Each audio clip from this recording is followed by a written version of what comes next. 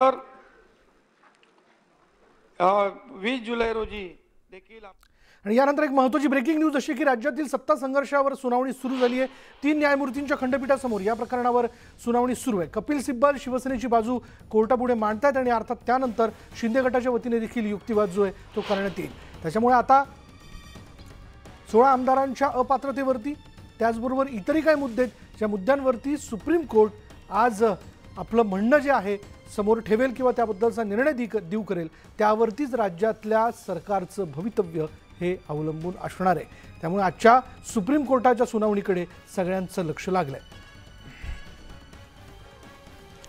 कोणते मुद्दे कोर्ट विचारात घेईल बघा। यामध्ये जर आपण लक्षात घेतलं 16 आमदारांवर अपात्रतेची कारवाईची मागणी, शिंदे गट नेमणुका अवैध ठरवण्याची मागणी, गटनेता नेमणूक अवैध ठरवण्याची मागणी, उपाध्यक्ष नरहरी झिरवळ यांच्या विरोधातला अविश्वास प्रस्ताव त्यातली वैधता, निवडणूक आयोगाच्या नोटिसीला स्थगिती द्या ही शिवसेनेची सुप्रीम कोर्टातली मागणी। हे महत्त्वाचे मुद्दे जे आहेत ते लक्षात घेतले जातील।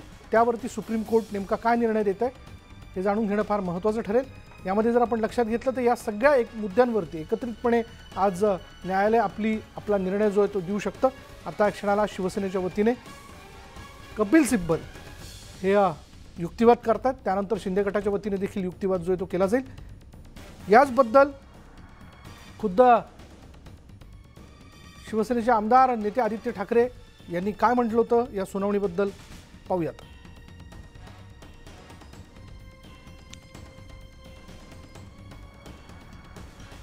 त्यामुळे आज न्यायालयामध्ये कोणते मुद्दे लक्षात घेण्यात येतील। गेल्या वेळी देखील जर आपण पाहिलं तर कपिल सिब्बल यांनी शिवसेनेच्या वतीने युक्तिवाद केला होता, तर शिंदे गटाच्या वतीने देखील जोरदार युक्तिवाद जो होता तो करण्यात आलेला होता। आणि आज 2 तारखा पडल्यानंतर सुप्रीम कोर्ट कोणत्या मुद्द्यांवरती आज निर्णय देऊ शकतं। पहिला मुद्दा 16 आमदारांवर अपात्रतेची कारवाईची मागणी, दुसरा मुद्दा शिंदे गट नेमणुका अवैध ठरवण्याची मागणी, गटनेता नेमणूक अवैध ठरवण्याची मागणी, उपाध्यक्ष झिरवळ अविश्वास प्रस्ताव वैधता, निवडणूक आयोगाच्या नोटिसीला स्थगिती द्या ही शिवसेनेची मागणी। या विषयाला घेऊन जो आहे तो निर्णय जो आहे तो दिला जाईल। त्यामुळे आजच्या निर्णयानंतरच या निर्णयावरतीच राज्यातल्या सरकारचं पुढलं भवितव्य हे अवलंबून आहे, हे तितकंच खरं। त्यामुळे कोणत्याही क्षणी या संदर्भातली मोठी घडामोड जी आहे ती समोर येण्याची दाट शक्यता आहे। आता या क्षणाला शिवसेनेच्या वतीने ज्येष्ठ वकील कपिल सिब्बल हे युक्तिवाद करतात आणि शिंदे गटाच्या वतीने गेल्या वेळी आपण पाहिलं ॲडव्होकेट हरीश साळवी यांनी युक्तिवाद केला होता। याबद्दल आज ज्यावेळेस शिवसेनेचे आमदार आदित्य ठाकरे यांना प्रश्न विचारण्यात आला तेव्हा त्यांनी काय म्हटले पाहूया।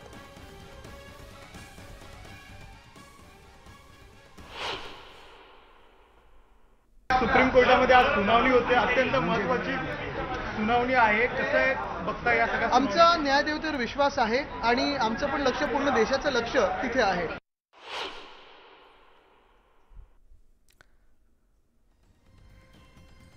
त्यामुळे सुप्रीम कोर्टाच्या आजच्या निकालाकडे सगळ्यांचं लक्ष लागलेलं आहे।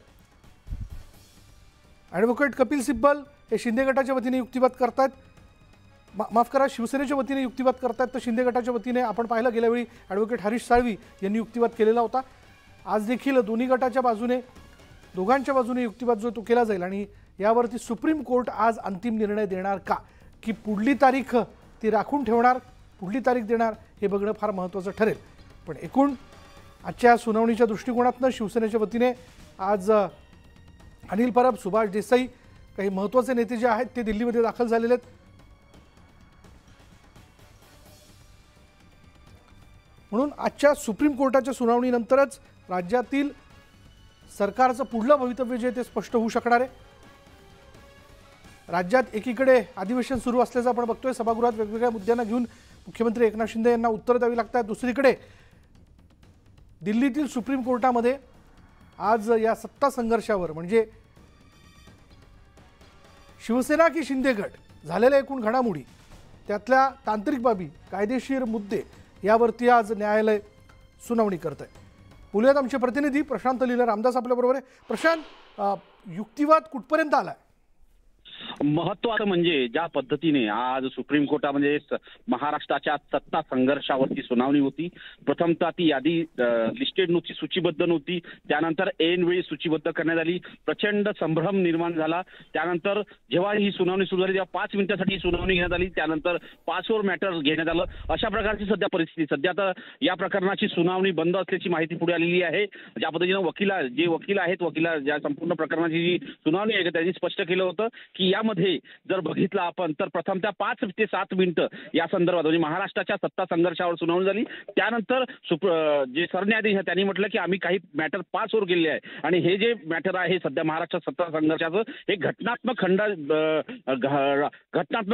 खंडपीठ असो किंवा असं म्हणता येईल की घटनेच्या राज्यघटनेच्या याच्यामध्ये अत्यंत महत्वाचं आहे. त्यामुळे यामध्ये अनेक विश्लेषण करण्याची गरज आहे. त्यामुळे प्रथमतः आपण पास ओव्हर मॅटर घेऊया आणि त्यानंतर पुन्हा एकदा आपण सुनावणीला सुरुवात करू. याचा अर्थ असा होतो की ज्या पद्धतीने कोर्टाने निर्णय घेतला, कोर्टाने स्पष्ट केलं की आम्ही आता प्रथमतः पास ओव्हर मॅटर घेतोय. 5 मिनिटं सुनावणी झाली, त्यानंतर पास ओव्हर मॅटर घेतले. सध्या पास ओव्हर मॅटर सुरू आहे आणि ज्या पद्धतीनं माहिती मिळते वकील जे सुप्रीम कोर्टाच्या परिसरात आहे ते सांगताय की थोड्याच वेळात ही सुनावणी सुरू होण्याची शक्यता आहे. पण सध्या वेळेला ही सुनावणी थांबलेली आहे असं सुप्रीम कोर्टातले वकील आपल्याला सांगत आहेत.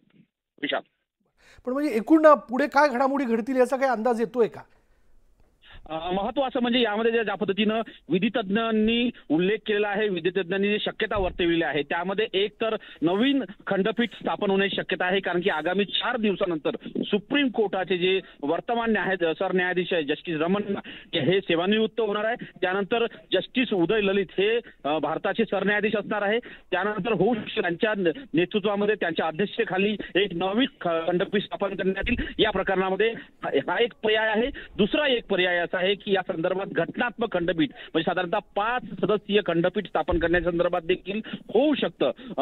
आजच्या या सुनावणी दरम्यान जे वर्तमान सरन्यायाधीश आहेत त्या संदर्भात संकेत देऊ शकतात, ऑब्झर्वेशन करू शकतात की आम्ही घटनात्मक खंडपीठ स्थापन करतोय आणि घटनात्मक खंडपीठ स्थापन करून घटनाच्या दृष्टिकोनातून कारण की शेड्यूल 10 अंतर्गत हा विषय अत्यंत महत्वाचा आहे की शेड्यूल 10 अंतर्गत पक्षांतर कायदा जो आणि या संदर्भातले जे सगळे मुद्दे आहेत त्याचा उल्लेख केला जातो, त्याचा तरतुदी केल्या जातात.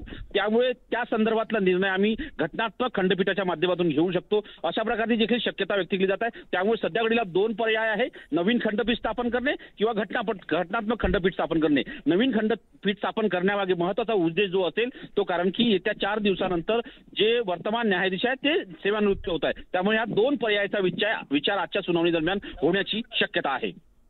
ज्येष्ठ वकील गिरीश राव आपल्या बरोबर आहेत. प्रशांत, आपण त्यांच्याशी बोलूयात. गिरीश रावजी, आता आपण ऐकलंच असेल आमचे प्रतिनिधी प्रशांत तिलेरा रामदास यांनी काय माहिती देऊ केलेली आहे. आपला काय अंदाज आहे, आपलं विश्लेषण काय आतापर्यंतच्या या सगळ्या घडामोडींवरती? माझं ओपिनियन असं आहे या बाबतीत, कारण इश्यू आपल्याकडे कोर्टापुढे 2 इश्यू आहे. एक डिस्क्वालिफिकेशन ऑफ मेंबर हा एक इश्यू आहे आणि दुसरा इश्यू जो आहे is regarding the election symbol.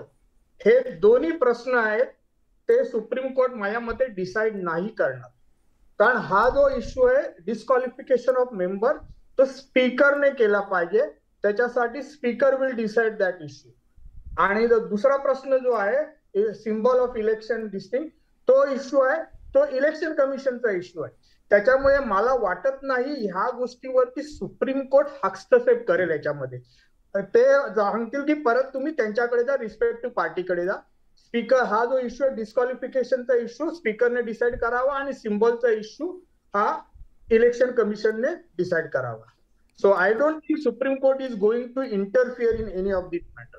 म्हणजे मला असं वाटत नाही की इंटरफिअर करतील. गिरीशरावजी, आतापर्यंतच्या घडामोडी जर आपण बघितलं तर सुनावणीला सुरुवात झाली. शिवसेनेच्या वतीने ॲडव्होकेट कपिल सिब्बल यांनी बाजू मांडली, युक्तिवाद केलेला आहे. पुन्हा एकदा वर्तमान सरन्यायाधीश रमण्णाजी जे आहेत ते सेवानिवृत्त होत आहेत 3 ते 4 दिवसांनी. परत काही नवीन घटनापीठ किंवा खंडपीठ स्थापन केलं जाऊ शकतं का? आजच्या ऐवजी पुढली तारीख जी आहे ती दिल्या जाऊ शकते का? कारण कामकाजात म्हणजे न्यायालयाच्या कामकाजाचे काही नियम आहेत. आता इश्यू असा आहे की म्हणजे घटनापीठाकडे म्हणजे आता 3 जजेसचे बेंच हिअर करतायत, तर तो इश्यू 5 बेंचला रेफर करायचा का हा एक इश्यू त्यांनी ठरवायचा होता 3 जजच्या बेंचने. तो आतापर्यंत त्याच्यावरती ते निर्णय घेतील आणि कदाचित मला वाटतं की ते म्हणजे आता मी सांगितल्याप्रमाणे आधी की सुप्रीम कोर्ट त्याच्यात नाही इंटरव्हेन करतील आणि they will again give it back to the stating that की स्पीकरने हा इश्यू डिसाईड करावा आणि इलेक्शन कमिशनने हा डिसाईड करावा, याच्यासाठी परत पाठवतोय असं मला वाटतंय. या म्हणजे तुम्ही जर तुम्ही स्कीम ऑफ कॉन्स्टिट्यूशन बघितले तर. गिरीशरावजी, मी पुन्हा एकदा आपल्याकडे येतो, पण आता क्षण जर आपण बघितलं तर सुप्रीम कोर्ट आज कोणते मुद्दे लक्षात घेऊ शकतं याबद्दल जर आपण बोलायचं झालं तर त्यात बघा, 16 आमदारांवर अपात्रतेची कारवाईची मागणी, शिंदे गट नेमणुका अवैध ठरवण्याची मागणी, गटनेता नेमणूक अवैध ठरवण्याची मागणी, उपाध्यक्ष नरहरी झिरवळ अविश्वास प्रस्ताव वैधता, निवडणूक आयोगाच्या नोटिसीला स्थगिती द्या, हा एक मुद्दा जो आहे जी शिवसेनेने सुप्रीम कोर्टात मागणी केलेली आहे. या विषयाला घेऊन आपण पाहिलं की ज्येष्ठ वकील गिरीश राव हे महत्त्वाचे मुद्दे मांडताना दिसतात. सर, पुन्हा एकदा आमच्या दर्शकांसाठी संबंध राज्याचं आजच्या या सुनावणीकडे लक्ष लागलेलं आहे, कारण यावरतीच राज्यातल्या सरकारचं पुढलं भवितव्य जे आहे ते अवलंबून आहे. काय विश्लेषण कराल? विश्लेषण तेच आहे की मुद्दा जो आहे क्रक्स, म्हणजे या मॅटरचा क्रक्स आहे तो डिस्क्वालिफिकेशन ऑफ द मेंबर. बरोबर, डिस्क्वालिफिकेशन, आमदारांचं डिस्क्वालिफिकेशन. तर सुप्रीम कोर्टाला एक लिमिटेड अधिकार असतो त्या गोष्टी डिसाईड करायचा, कारण स्पीकरने जो निर्णय घेईल त्यांच्या डिस्क्वालिफिकेशनच्या वरती, तो निर्णय स्पीकरने व्यवस्थित घेतला आहे का, कॉन्स्टिट्युशनली जे एक्सपेक्टेड पॅरामीटर्सच्या याच्यामध्ये घेतला आहे का, त्या डिसाईड करायचं. म्हणजे रिव्ह्यू करायची पॉवर सुप्रीम कोर्टला आहे. सुप्रीम कोर्टला क्वालिफाय किंवा डिस्क्वालिफाय करायचा अधिकार नाहीये. जर अधिकार त्यांनी एक्सरसाइज करायला लागला तर मग सगळे लोक उद्या सुप्रीम कोर्टात धावतील. तर आय डोंट थिंक की सुप्रीम कोर्ट याच्यावरती निर्णय घेईल, असं माझं याच्यावरती स्पष्ट मत आहे याच्यावरती. कारण आजपर्यंत जितके जजमेंट झाले आहेत, राईट फ्रॉम 92 पासून आता 2020 पर्यंत, कुठल्याही याच्यामध्ये सुप्रीम कोर्टने इंटरफिअर नाही केलेलं आहे. निर्णय जो स्पीकरने जो निर्णय घेतला आहे तो बरोबर आहे का चुकीचा, ह्याच्यावरती सुप्रीम कोर्टने भाष्य केले आतापर्यंत. कुठच्याही मॅटरमध्ये सुप्रीम कोर्टने डिस्क्वालिफाय किंवा क्वालिफाय याच्यावरती कधी निर्णय घेतला नाहीये आजपर्यंत, कारण तो डोमेन सुप्रीम कोर्टाचा नाहीये, तो स्पीकरचा डोमेन नाही. तेच, आणि इलेक्शन सिम्बॉल मध्ये पण तेच गोष्टी होतात. इलेक्शन सिम्बॉल बद्दल पण तोच इश्यू राहणार आहे की इट्स ए इलेक्शन कमिशनचा मुद्दा, इलेक्शन कमिशनचा अधिकार आहे की डिसाईड करायचा वेदर म्हणजे तो सिम्बॉल कुठल्या पार्टीचा आहे. म्हणजे शिवसेना जे उद्धव ठाकरेंची शिवसेना त्यांचा आहे किंवा शिंदे साहेबांची जी शिवसेना आहे त्यांचा तो सिम्बॉल आहे. तो मुद्दाही फक्त इलेक्शन कमिशनच डिसाईड करू शकतं. आणि गेल्या वेळी पण जर तुमच्या लक्षात असेल तर हरीश साळवेंनी तोच मुद्दा मांडलेला की हे आता हा मुद्दा जो आहे तो राहिला नाहीये, तो रिस्पेक्टिव्ह म्हणजे स्पीकरचा मुद्दा स्पीकरने डिसाईड करावा, इलेक्शन कमिशनचा मुद्दा इलेक्शन कमिशनने डिसाईड करावा. तेव्हा गेल्या तुमच्या लक्षात असेल चीफ जस्टिसने बोललं होतं त्यांना की तुम्हीच आमच्याकडे आला की आमचं ज्युरिस्डिक्शन आहे म्हणून, नंतर तुम्ही आता बोलतायत की आमचं ज्युरिस्डिक्शन नाही म्हणून. दॅट इज व्हॉट, म्हणजे ते मुद्दा ते आता ते विचारात घेणार आहेत हा मुद्दा. पण टेक्निकल नाही करू शकत, कारण तुम्ही जर प्रेयर जर बघितली शिंदे केलेली पेटिशन मध्ये, त्याच्यामध्ये क्लिअर होते त्यांनी फक्त स्टे विचारलेला होता, नोटीस जो इश्यू केलेला त्याच्यावर. बरोबर, महत्त्वाचे मुद्दे आपण स्पष्ट करताय. धन्यवाद या सगळ्या विश्लेषणाबद्दल. बघूयात आता या विषयाला घेऊन पुढे पुन्हा एकदा ज्यावेळेस सुप्रीम कोर्टात या सुनावणीचं कामकाज जे आहे ते सुरू केलं जातं किंवा सुनावणी सुरू केली जाते तेव्हा नेमकं काय घडतंय हे आपल्याला लवकरच कळेल. यानंतर इथं वेळ झाली का ब्रेकची. ब्रेक घेऊयात. पहा फक्त न्यूज 18 लोकमत.